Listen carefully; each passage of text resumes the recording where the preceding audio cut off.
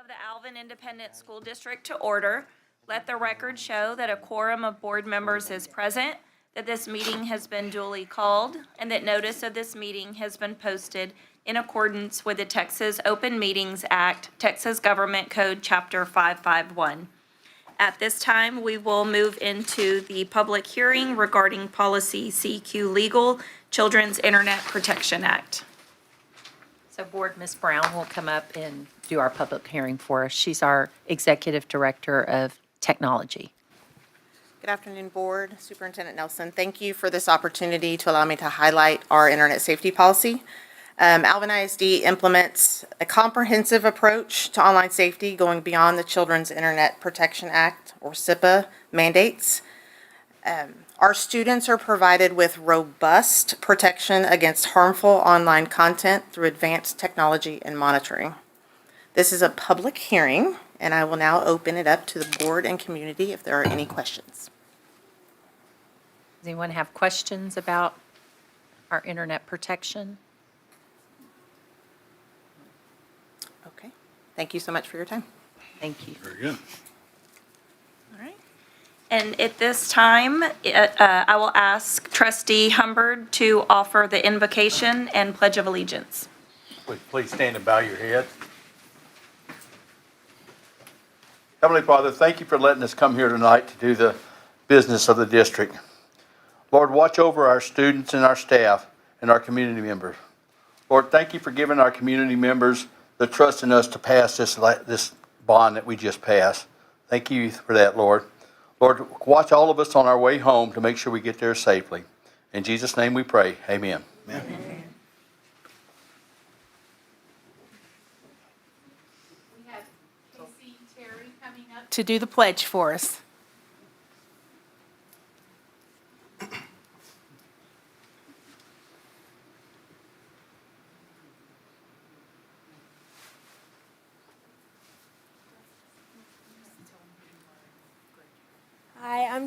Hi, I'm Casey Terry. I'm from the Manville FFA chapter, and I'm the secretary. Will you please, well, y'all are already standing. Will you please join me in saying the Pledge of Allegiance and Texas Pledge? I pledge allegiance to the flag of the United States of America and to the republic for which it stands, one nation, under God, indivisible, with liberty and justice for all. I honor the Texas flag. I pledge allegiance to thee, Texas, one state under God, one indivisible.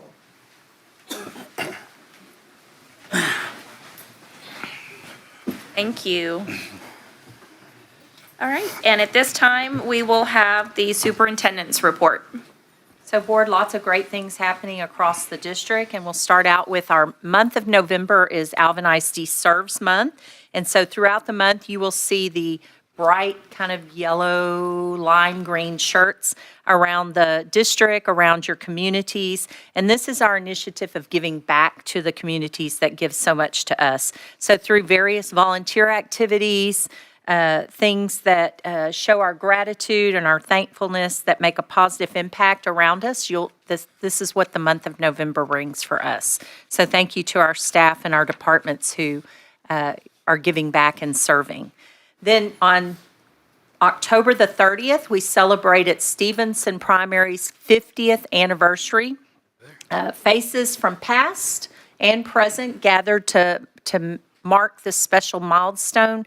The school holds a special place in the hearts of so many in our community, and former principals, assistant principals attended, former students and teaching staff were also there. So it was a great celebration. We also hosted a college fair at JBH Hensler College Fair. It was a huge success. Thank you to our staff there and to the students and parents and counselors that made this event a great way for our students to explore future opportunities.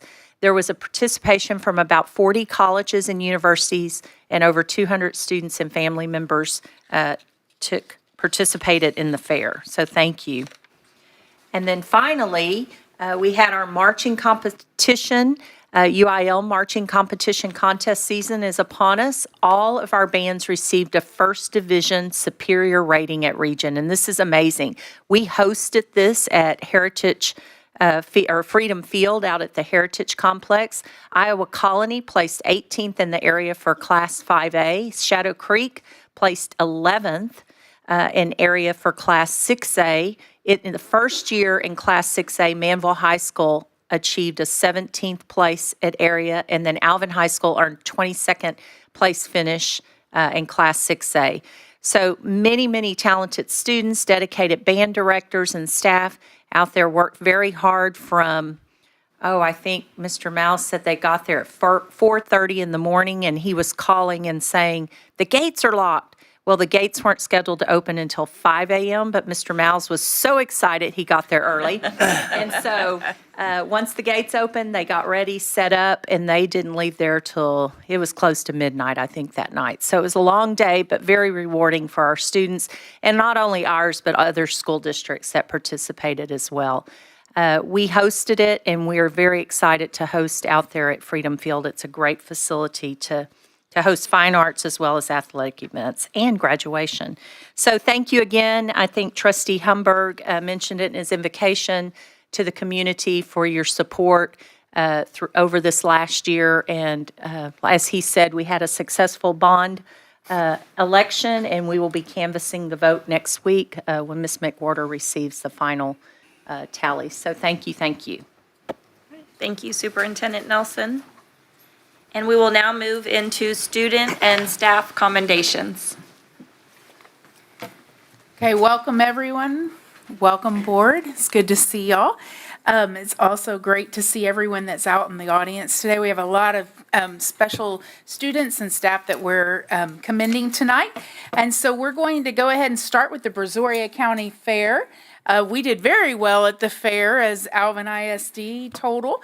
So today we're going to recognize some of our students that did. So congratulations to these students and their animals who were named Grand Reserve, Grand High Point, or Champion at the Brazoria County Fair in October. So we're going to start with the Alvin FFA. And if I call your name, please come up and you can stay up here until we finish your school, okay? So we have Salvador Pente with Nelson Elementary. Andrade with Alvin High School.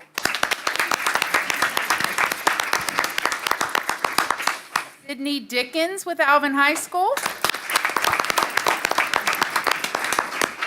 Brody Craig Miley with Alvin High School. Kyler Sewell with Alvin High School. Gates with Alvin High School. Tate Ornema with Nelson Elementary. Aiden Saunier from Alvin Junior High. Isabella Valkenberg, with Alvin High School. Corey Peters with Alvin High School. Aiden Sewell with Alvin High School. Linda Sumrell with Nelson Elementary. Madeline Taylor with Alvin High School. Noah Williams with Alvin High School. Kaylee Elsner with Alvin High School. Reagan Carr with Disney Elementary. Kylie Shawver with Fairview Junior High. Mackenzie Peer with Nelson Elementary. Natalie Andrews with Alvin High School. Ace Collins with Fairview Junior High. And their teacher was Miss Courtney Webb, if you'd come up as well. Courtney? Also, yes, we have another teacher here from Alvin High School. Yes. Okay, would you please come up? Courtney? Oh, both of them. Both of them. There we go. Yes, if Oh, you were there with they are. Alvin There's High more School. than one, yeah. Yes. More than one teacher that. Will you tell us your name, because I don't, Victoria Silvas, and who's our other friend? What is it? Madeline Woodall. Awesome. Well, thank y'all very much. Yeah. Can we like, If some of you will take a maybe the step younger up on ones the in the step, front and the, yep. students in the back, will y'all take a step up on the step? I'm sorry, she didn't. There we go. Yes. I'm sorry. Perfect. But I know y'all were.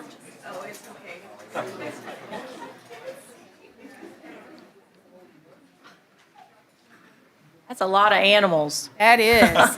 And parents will take time, this is your time to get photos of your kids if you would like. So we will wait for you to make sure you get the shot that you need on there. Mr. Andrews, can you get out of the way? Uh-oh. One more. Okay. Oh. We can send She's you gonna that take- picture. If you just contact the So communications Kaylee, department, say up we've real got quick. So Kaylee was the Alvin High School Fair Queen candidate, and she has her sash. She won Miss Congeniality at the fair, so congratulations. Didn't mean to embarrass you. No, but Ms. Riveson, I know we're still celebrating all of our students, but the hours these students put in on top of their academics and the projects that they raise for years, that it goes, and the parents that are here as well, and their parents, Mr. Scott was saying, because I think he used to be a FFA or 4-H parent. So thank you. Sorry, didn't mean to That interrupt. is very true. So thank you for all your hard work, both students and parents. We know it's both of you, so thank you. Moving right along to Shadow Creek FFA, we have Abigail Nazer from Shadow Creek High School.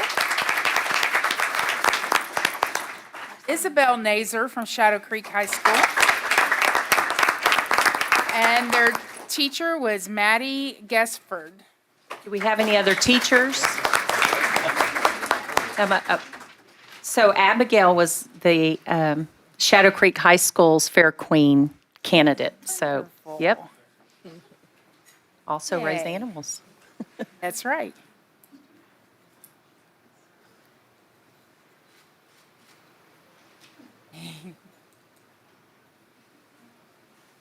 Thank you, thank you.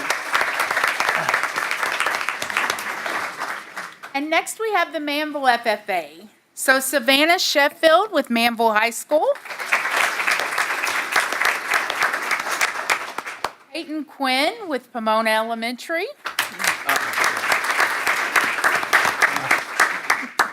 Casey Terry with Manville High School. Madeline Ray with Manville High School.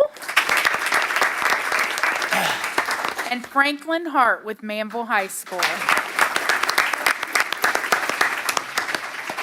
And their teacher was Bree Clark.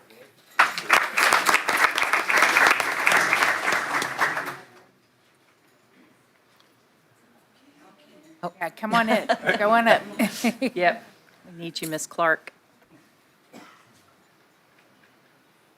It is incredible to know the work that they put into this, and if you've ever heard any of these students speak, they're very well spoken because that's part of the program, and hard workers, it is an incredible program. So thank you all So for all Peyton. your hard work. Peyton. What did you raise? Did you raise an animal? What was it? Rabbits, Rabbits. What kind? lilac, Ooh, lilac rabbits. Remember the year we had all the different But we breeds? had a lot of That's rabbits that year, impressive. yes. Yes. Did you get grand or reserve, or do you remember? Best in breed. Congratulations. Oh, Good job.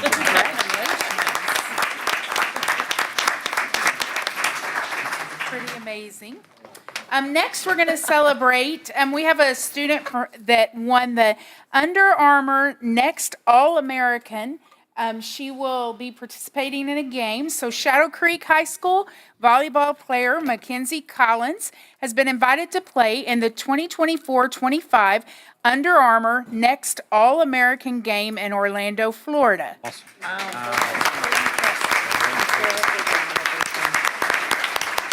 The UA Next All-American program serves to inspire and develop top high school talent before they embark on their next stage of the game. Collins is the first player from Shadow Creek High School chosen for the game and is one of the top 26 players in the nation. So please join me in congratulating Mackenzie Collins with Shadow Creek High School. And she is not She is in here the middle of tonight playing. because she's playoff. playing. Right now. Yes. And it's 1-1. Yes. So I did need to throw that in there. Earl just checked the score for us. Yes. So we also have a staff member that we would like to commend. So would Miss Emily Hall come up? So she is our administrator at Red Duke Elementary, the principal. And so the Texas Music Educators Association Distinguished Administrator Award recognizes school administrators who have been instrumental in preserving quality music education programs in their schools and districts. Congratulations to Duke Elementary Principal Emily Hall for receiving this prestigious award this year. Congratulations. Okay, I'm going to brag on her. Last year, she was the Texas Library Association Administrator of the Year for the state of Texas. So amazing. That's awesome. Keep representing. Thank you very much. That concludes the commendations. Thank you. Thank you, Ms. Rives. All right, and at this time, we'll move into our presentations. We have two. The first one will be by Zonda Demographics. So this evening, we have Rocky here. You're all familiar with Rocky with Zonda. There you go. And so Commendation. I guess let's let them, can empty yeah, the room really kind of, yeah. Just introduce a demographer and the room empties. That homework. Get that home. Mass exodus. Thank you all for coming. Yes.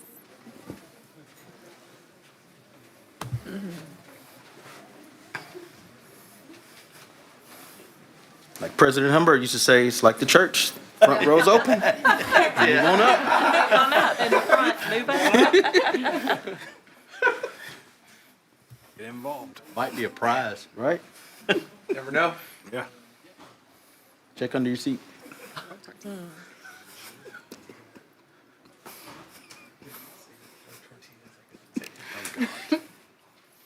Can't say that here.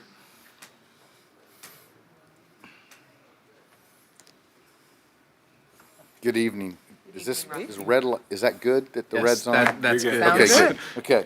Or that was telling me to stop already. Members of the Overtime, board. yeah. Time's up. That's right. Time's up. Somebody's doing this It's a anyway. pleasure to be back. This is your third quarter report, so remember we do these quarterly. This was data collected through the end of September. It's not released to us till the end of October, so this is why we're delivering it now. So I'll walk through it, and we can take questions, of course. There we go. I want to start with just kind of where we're at right now. This is pretty close to your snapshot number, 30,069 students, growth of 342 students. I was forecasting a little bit higher number, but I'm within about 8.89. So I try to be within at least 1%, try to get there. So it looks pretty good. The pre-K number came in a little lower than I expected, but the good news I thought was that kindergarten came in higher than expected, and I very seldom get to say that. The kindergarten enrollment's been struggling in a lot of districts, and the fact that we're still growing at that kindergarten is really important to us. And of course, the economy in Houston continues to buzz right along. We've been well below that 5% number for a long time, which 5% has always been considered full employment by a lot of economists, because you want to have a labor force there, which draws people to Houston. So if you have that 5%, allows them to understand that there's jobs out there or persons out there to fill those jobs. Good signals, good signs. Houston's the number 2 housing market in the country, followed by Dallas. Dallas and Houston have been leading the country in housing for several years now. Texas is really growing population-wise faster than anywhere else in the country. We're up 28% from 5 years ago, so strong growth even through COVID. We're still seeing some strong growth, but about 38,000 starts and 38,000 closings. That's a good sign too. If you look back a few years where that purple line is quite a bit above the I always use a color I don't know. Aqua, maybe? Coral? Anyway, it's the closings and starts were separating because interest rates were going up and then the starts were already happening. So finally, they dropped starts to try to sell off some homes. So then your closings got ahead of your starts, and now they're back together where everyone's happy and things should start moving forward. And I think it's a good sign. And we've seen some of that right here in Alvin with 1,500 starts and 1,500 closings annually. So they're staying really tight. That's a good sign. 1,000 homes in inventory and almost 3,300 vacant developed lots. So VDL stands for vacant developed lot. That means the lot is ready to be built on right now. They can start any day. And of course, future lots are homes that have been platted. In some cases, there's dirt moving. In some cases, there's not on those future. So if closings are higher than starts, that means housing prices would go up, right? Sometimes. I mean, it's kind of, it's tricky because it depends on the builder if they're trying to put some lots out there in front of it. But if they're selling them quicker than they can build them, then yeah, they're probably you're going to see some prices go up. We had 459 starts in Alvin, so that was a strong start quarter, very similar to what we saw a year ago.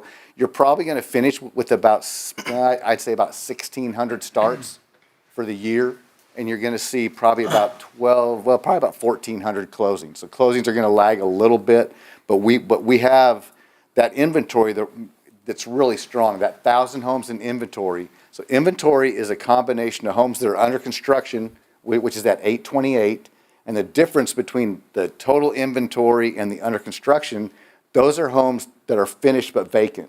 And really, given that the third quarter ended at the end of September, you had well over 200 homes that were finished but vacant. Many of those have probably closed by now. So, because we're now well into the fourth quarter, I'm sure by Christmas, many of those will sell. Then things could be a little slow. The month of December, a lot of people don't necessarily want to move around Christmas time or put their house in the market. It's just kind of, they all want to hunker down and put lights up and stuff, right? But where the development is not changing. On the west side, there's where you see most of the color. But what I want to point out too is the yellow areas are future lots, infill lots. You see a lot of little small yellow specks over there, in the Hood Case Hacienda, and that's interesting where they're finding infill opportunities, some new futures. They're not necessarily big, but there could be 20 to 40 homes getting put in there, and those have been going up pretty quick. We have 63 actively building subdivisions. That means they're actually building homes in 63 different places. We've got 32 futures. That's that yellow area. That's where your future lots are going to come from. We have like 18,000 futures, I think. And the groundwork underway means that they're trying to deliver more lots. So it's going to go from future to VDL. That's those 950 lots they'll be working on right now that have the red outlines on those pictures. That's where they're adding more lots for next round of growth. And looks like we added about 533 lots from the second quarter. That just means those lots that went from future to VDL during the second quarter. So always a good sign when that stays up, because that's kind of a sign of builder confidence that they're putting those lots out there. Creek Haven's one of the futures that we've been watching. It's supposed to be 2,000 future lots. They're finally moving dirt. You can see that's a September 2024 aerial, so just last month. We've got roads in. I like to say that once you see the first tractor, so if you go from raw land, you see that first tractor out there, you've got about 24 months until you see your first student. So it gives you a good idea. They're way ahead of that now. They'll probably have homes underway. Looks like right now they're allowed to be starting homes. So it goes pretty quick. Massey Oaks is one where they're adding more lots. We've got over 1,100 that are going to be built there. The student yield right now is fairly low there at 0.22. We should see that begin to accelerate as they deliver more lots and build more homes. I think your yields are going to go up. Should be noted, though, that yields have decreased over the last, since COVID. I think we've seen yields drop off to about 0.4 and 0.5, where they used to be at 0.6. When I say 0.6, it's like 6 students for every 10 homes. So down to 0.4, it's 4 students for every 10 homes. But that's a trend that we've seen for the last 3 or 4 years. Pomona, of course, is a big one there. They're going like crazy. 0.47 yield, that's a strong yield. They're getting about 5 students for every 10 homes there at Pomona.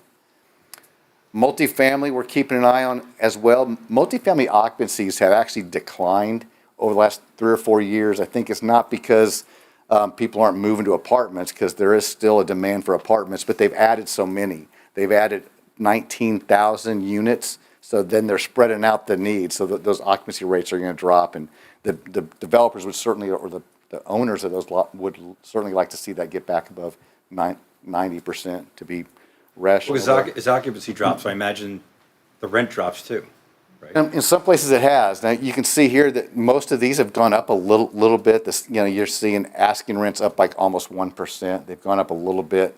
But for the most part, that does follow a trend like that, or at least they stay flat. And I think they've become, I was reading something the other day, how apartment rents are now a little more negotiable than they used to be. So you want to have if you want to try that, that's always something you could go after. I've never negotiated rent an apartment in a long time, but, so we have 1,650 multifamily under construction right now, and those, about 150 of those units are age restricted, so they won't have an impact, but we keep an eye on those as well. There are none currently under construction, so I'm sorry, I said that backwards. 1,650 units in the future that they're going to build. Nothing really under construction right now that's new. But there's also, they've said we could build 10,000 less as long as these rates have dropped, some apartment developers are kind of moving a little bit slower right now in what they develop. And we've also seen some decreasing changes in the makeup of these apartments. Most of these new apartments now have a lot more 1 bedrooms and 2 bedrooms, not as many 3 bedrooms, so we're not seeing as many students in some of those either. So it's a little bit different thinking, I think. So let me just be a parrot for a second. So I think you're saying as occupancy drops and rents become possibly more negotiable, that 1,650 may soften. Well, that 1,650, they will, I think until those occupancy rates begin to increase, they might not break ground on some of those. Okay. Because they want to make sure that they can get someone to get in there. So I think it's going to take a little bit might take a little while. And these, I guess, aqua, is it what you call it, the color? Those specs are where there's planned. That's where we have, there's going to be apartments there. I wish they wouldn't have made the purple line so fat. You could see the aqua a little bit better, but that's something I need to work on with that team. If you look at the residing, we have 3,400 students that live in apartments. 90, almost 10,000 apartments. So the average yield at your multifamilies are 0.34. That's really a fairly high yield overall. We usually see about an overall yield around 25 students for every 100 homes.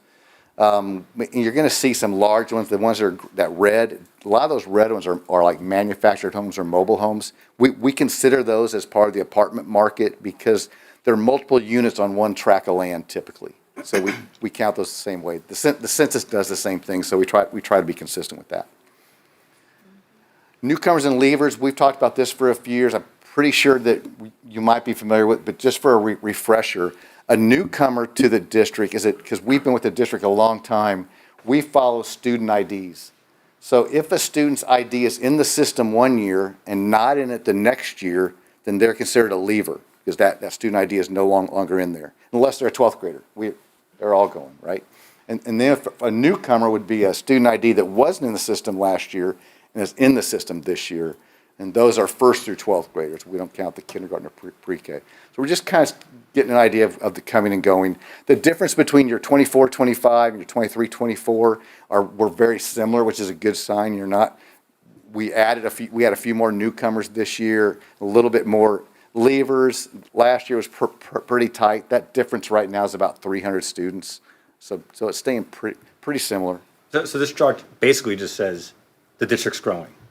Those newcomers are a good sign, yeah. And the leavers, I think it surprised a lot of people when they think, 2,800 students have left. But that's you just don't realize how much change happens within a school year, or usually in the last 4 months. It's near summer, but. And these are just leaving the district, not graduates, right? These are. These have just left the district, yes. Okay. Because we pull 12th graders out. Yeah. Got it.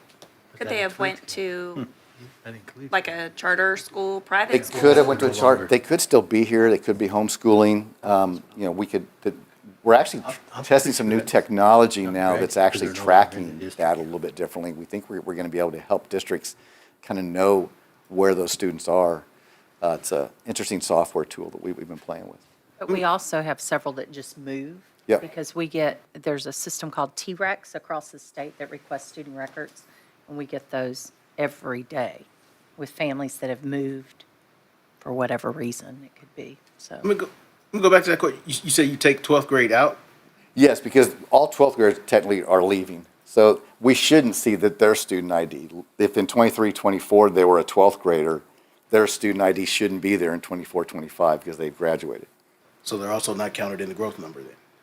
But they're. If we happen to get a new. Well, you mean in your forecast? Correct. Well, right, yes. Okay. We've got a new set, yeah, those 11. So the newcomers does not include 12th graders?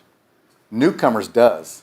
Oh, Newcomers newcomers does not doesn't. include pre-K or kindergarten, because those are new to the Okay. district. That's where I may be. We don't have to answer that now, but it'll hit me in the car. Don't worry about it. Okay, yeah, call I'm me. just I'll be thinking, around. on average, I guess we average about 450 a graduating class, maybe. On average, Alvin's a little bit higher, but, and so About 4 times 3, that's 1,200. Yeah. 1,300 kids. 600. Yeah. I'm just trying to, it'll hit me in the car. Don't worry about it. Okay, call me. Good. Gotcha. I'll talk to you later. Yeah. Yeah. It's the year before, so. For sure. So the 12th graders and the seniors that are counted in this were juniors the year before. Right. The ones that are not counted as leavers were seniors that are now graduates. Got it. So it's rolling. Okay. Now, this slide, we're going to go the other end of the spectrum, talk about kindergarten enrollment. And kindergarten enrollment's one of it's a hard one, right? Especially right now, things have changed, a lot of choices are being made. We look at district births, and we can only look at birth data by zip code. So based on, and we know that zip codes don't perfectly line up to school districts. So what our team does is they look for the zip codes in a school district that are fairly consistent, that kind of make up as much of the zip codes we can. And then we look 5 years later at a kindergarten enrollment. And we're just doing this to see if there's any kind of correlation. So what this was showing, for instance, the numbers on that ratio, 65 to 70% or 0.6 to 0.7, means that we're capturing about 60 to 70% of all births from 5 years before. It's almost like a capture rate. So where do you pull your birth data from? The Hospitals? state. Oh, the state. Yeah, the state has Okay. at the Based smallest on zip geography that code. we can get it at Okay. is at the zip code level. So that's why we do it that way. And so you can see there in that birth column, we got up to about 2,900 births in 2022. Last year, 2,883. So those were the number of births in the zip codes that we were looking at for Alvin. Okay? And then the kindergarten class 5 years later. So what you'll see on the next slide is that in 28, 29, for instance, I'm forecasting about 2,200 kindergarten students, which would be about a 76% capture rate. Okay? I know does that make, so we'll go to that. I can always back up. So what you're seeing here then is my forecast for next year. I'm forecasting 585 student growth. Now, looking at your kindergarten class and your 12th grade class, you see there's about 200 students different between the size of your 12th grade and the size of your kindergarten. So when that 12th grade class graduate, and you only bring in a kindergarten class of, say, 1,800 students, then you're losing 200 students just through attrition. So my growth of 585 is almost like a growth of like 785 to 800.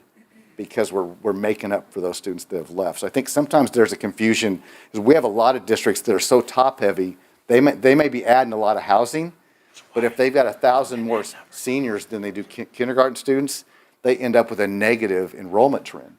And those have been some challenges that we're seeing throughout the state. I'm forecasting continued growth. We're seeing lots of homes. If we can get 1,500 homes a year, at a 0.5, that's about 750 students a year. That's about what we're doing. That's kind of what we're looking at here. I think you'll be pretty close to 36,000 students in 10 years. These are all the individual campuses. We do have some campuses where we've. Did I move that twice? Where's the elementary schools? Got a slide missing.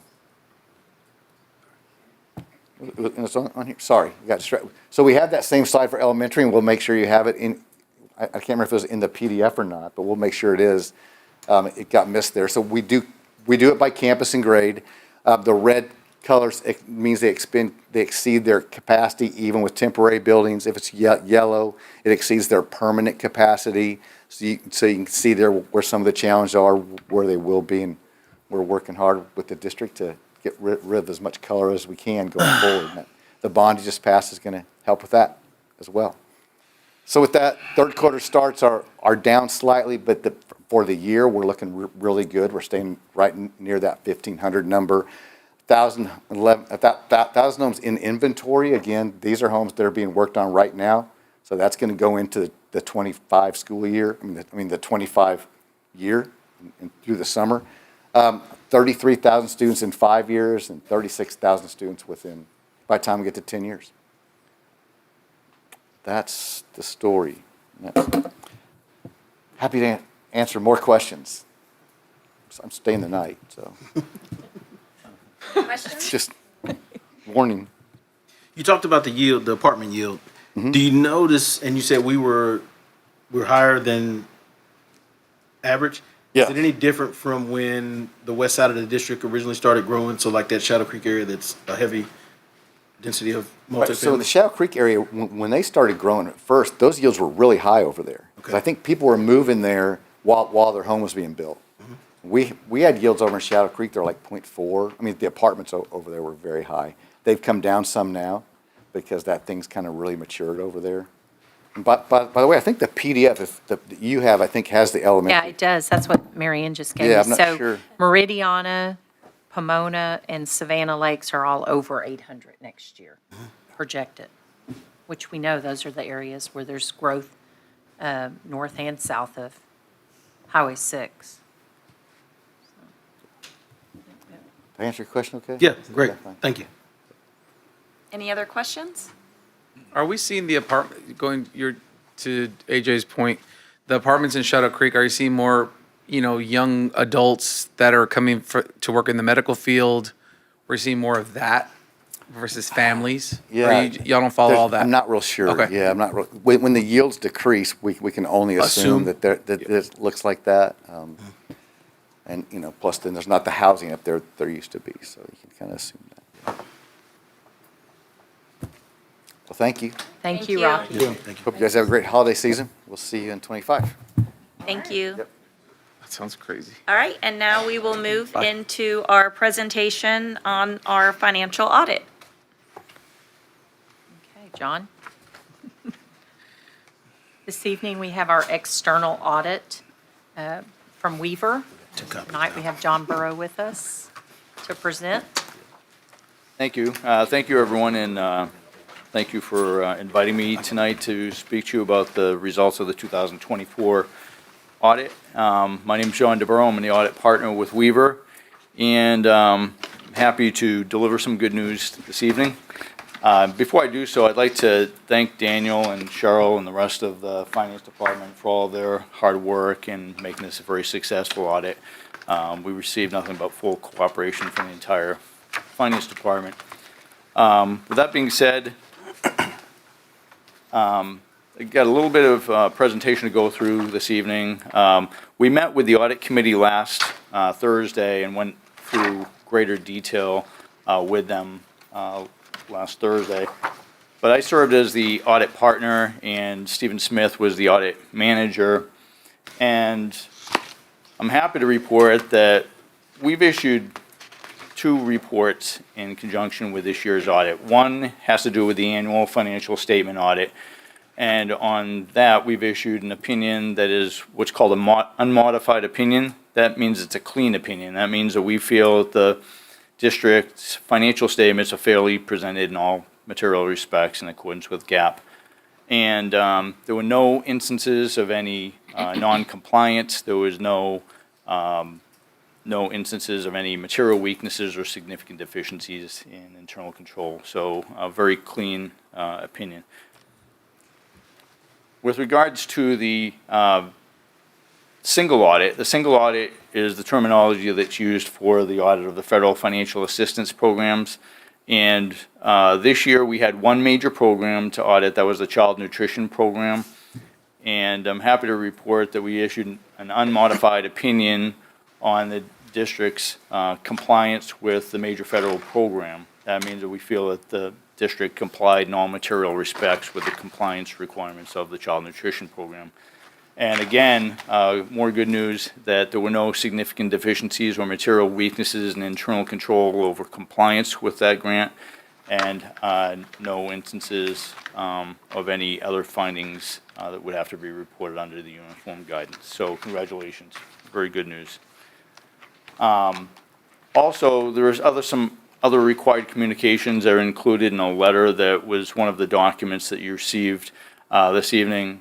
We're required by audit standards to communicate to you if there were any significant uncorrected misstatements or any significant corrected misstatements. And I'm happy to report that there were none of either, no uncorrected misstatements, no corrected misstatements that were the result of our audit procedures. I won't go through all of this. A lot of these are included in that governance letter, but we are required to communicate to you certain things, such as any estimates that are embodied in the financial statements. The most significant estimate that's embodied in the district's financial statements is the state foundation program revenues. That, although revenues, it's an estimate because it's continually changing through the year. But we looked at the various attributes and the means of what goes into that estimate, and felt that it was reasonable in relation to the financial statements as a whole. The district implemented a new auditing standard this year, Gallery Statement 100, and it had no effect on the financial statements. Really, we had no difficulties in dealing with management at all. There were no disagreements in the application of accounting standards. There was no second shopping for opinions on any application of any of the accounting standards. So everything went very well in that respect. And again, that is all included in that governance letter that you have. But I would like to speak just a few minutes longer to go through some financial highlights. These numbers come directly from the annual comprehensive financial report that you have in front of you. The first slide here is the general fund, which is the main operating fund of the district, and just shows side-by-side comparisons of revenues and expenditures for fiscal '24 and '23. And you can see that the total revenues of the district and the general fund were $356 million this past year. And that was an increase of $19.6 million over the previous year. And it was an effect of local revenues decreasing by over $14 million because of the decrease in property tax revenue. State program revenues increased, on the other hand, as the district was classified as a Tier 2 district for the first time, a fast-growing district by the state. And also, SHAR's revenue decreased this year, causing the federal revenues to decrease overall. Expenditures did increase by $29.5 million, as the district is a fast-growing district. Most of that increase was looked at in the area of instruction. The next slide shows a little bit of information from the budget and actual comparison for the general fund. Again, this is the main operating fund of the district, and there's a budget versus actual comparison shown in the ACFR on page 88. And just a couple of takeaways from that presentation. The first is that the general fund actual revenues were less than budget by $5.4 million for the three things I mentioned on the previous slide. The local revenues decreasing as a result of the decrease in property taxes, the increases in state program revenues, and the decrease in federal revenue. Overall, the general fund budgeted expenditures and transfers out exceeded actual by $13.2 million. And fund balance increased by $5.5 million in the general fund this past year due to an increase in the foundation state program revenue, as well as actual expenditures being less than budgeted due to cost savings throughout the district. And finally, we look at general administrative expenses of the district, which were approximately 2% of the overall expenditures of the district, which fares well when we look at the state average, which is approximately 3%. Sorry, getting tongue-tied tonight. And this slide just talks about the debt service fund. Overall, the debt service fund revenues were $73.4 million, while expenditures were $82.7. Overall, the fund balance of the debt service fund increased $2.8 million due to transfers in and the refunding that was done to take advantage of lower interest rates. And finally, the capital projects fund this year decreased by $31.8 million, and it was primarily just a timing issue because of bonds that were issued in previous years. Now we're starting to see more expenditures coming through. So there were $73.7 million worth of expenditures this year on capital projects compared to $4 million of income that was primarily interest income. So that will typically change from year to year. And with that, I would be happy to take any questions. Again, things went very well, and thank you, Daniel and Cheryl, and the rest of your staff. Does the board have any questions?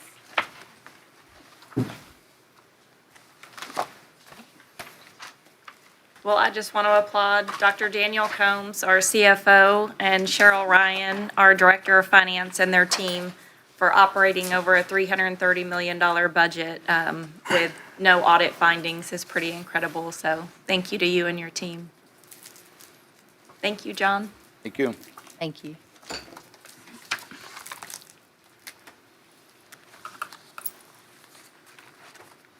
All right, we're now at the open forum portion of the agenda. If you would like to address the board, you should have completed the public participation form and submitted it to the superintendent secretary prior to the meeting according to policy BED local. After I call your name, please come to the podium and state your name and the purpose for addressing the board. Please understand that you will have 3 minutes to speak. If 10 or more speakers have signed up to speak, the board president shall have the discretion to reduce the time limit to no less than 1 minute based on time constraints on the conduct of board business. If a translator is needed, you will be given 6 minutes to speak. I do respectfully ask that you make no derogatory statements about any student or staff of Alvin ISD. And I ask that you also understand that the board cannot take action on your request or comment at this time.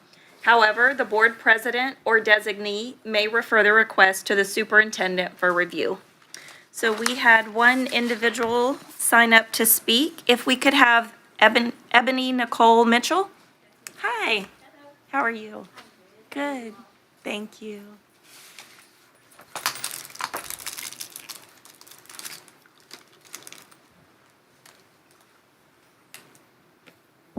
Good evening, everyone. My name is Ebony Nicole Mitchell, and I am a parent in Alvin ISD. I stand before you today to discuss House Bill 114 and the ramifications it's currently having on some of our students. The student whose name I am mentioning is not a real student, just in advance. This is a make-believe student, but the situation is actually real. May I begin? Yes. Okay.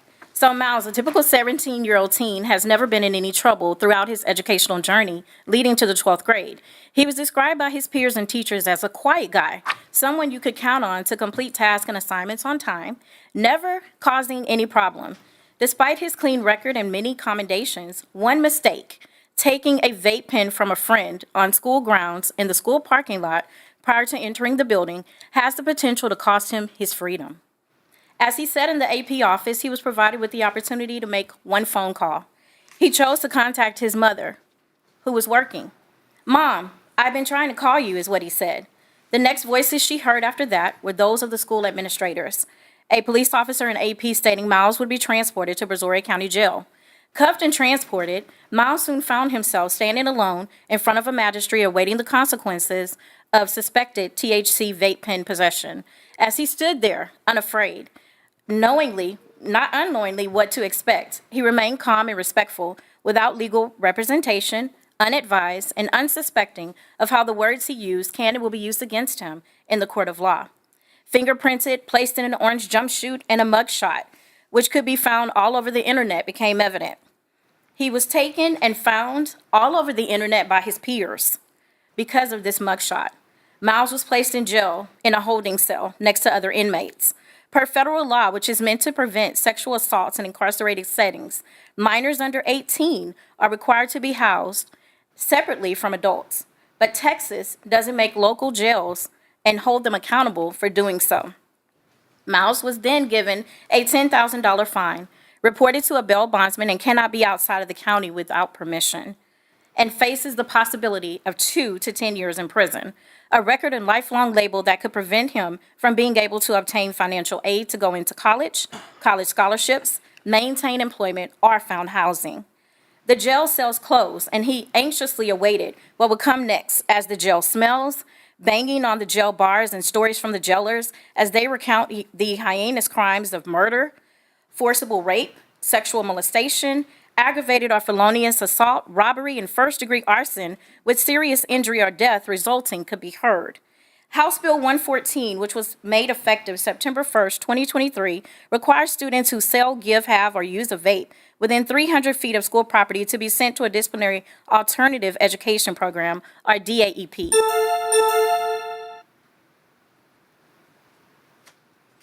Thank you. Thank you. I didn't know. So you guys count when we first walk up here? Yes. Well, whenever you start speaking. Oh, okay. Did you have just a few more I do, yes, ma'am. words? Yes, ma'am, I You could do. do it in like less than a minute? I sure can. Okay, go Yes, ahead. ma'am. So basically, State Representative Ed Thompson is who acknowledged during the interview that he hoped the bill, because he's the author of the bill, would give schools the ability to deal with students in possession or caught using selling e-cigarettes containing nicotine or marijuana internally, with a punishment severe enough to put the fear of God in these kids, rather than stretching thin county resources. He hoped to give kids, help to keep kids from getting a criminal record for making a really dumb decision one time. So I stand before you today to ask that the board actually reconsider the current practices we have in place when it pertains to House Bill 114. Instead of sending these students to jail, can we please consider focusing more on education, prevention, and rehabilitation, instead of taking students, for one, out of their normal school environment, not only putting them in ADAPT, but also putting them in jail and running the risk of these students obtaining a record for a first offense. Repeat offenders, I believe, should have that same opportunity when it comes to going up and things progressing. But I'm a nurse, and I'm sorry if I'm taking longer, but I gotta walk away from this mic, 'cause that's not me. But I'm a nurse, and there are nurses and doctors who take care of you every day. They get caught with opiates, and they take these opiates with a design for you all and your family members to clear pain. We need to ask that you Yeah, wrap it Oh, up, okay, that we okay, finish. no, they take these and they're not charged. Okay, the next, They're not we're charged gonna move at on to all. consent So agenda please items. join with me in asking the board to consider changing the way that we do things for this bill. Thank you. Thank you.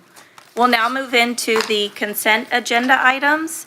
Would anyone like to pull any of the consent agenda items A through H? No? All right. Do I have a motion to approve consent agenda items A through H? First by trustee Scott, a second by trustee Garza. Any comments or questions? Hearing none, all in favor? Any opposed? Motion carries 7-0. We'll now move into request to consider approval of resolution for Brazoria County Appraisal District Board of Directors official ballot. So Board, at the Alvin ISD October 8th Board meeting, the Board of Trustees, by written resolution, nominated Mr. Tommy King to continue to serve on the Brazoria County Appraisal District Board of Directors. Alvin ISD must now adopt a resolution casting its votes for candidates. Alvin ISD is entitled to 868 votes. Mr. Tommy King has served as the district representative since 2015 and has expressed his willingness to continue to serve. All right. Do we have a motion to approve that the Board of Trustees cast its 868 votes to Mr. Tommy King to represent Alvin ISD and serve on the Brazoria County Appraisal District Board of Directors for 2025 by written resolution? So moved. All right, first by trustee Selsky, second by trustee Sweeney. Any comments or questions? Hearing none, all in favor? Any opposed? Motion carries 7-0. Thank you. All right, we'll now move into request to consider approval of 2024 tax roll. So Board, in compliance with Property Tax Code 26.09E, Alvin ISD's 2024 tax roll is presented to the Alvin ISD Board of Trustees. The attached tax roll was provided by Brazoria County Tax Assessor Collector Kristen Bolanek. Sorry. All right. Do we have a motion that the board affirm the 2024 Alvin ISD tax roll that has been presented for review? All right, a first by trustee Garza, second by trustee Scott. Any comments or discussion? Hearing none, all in favor?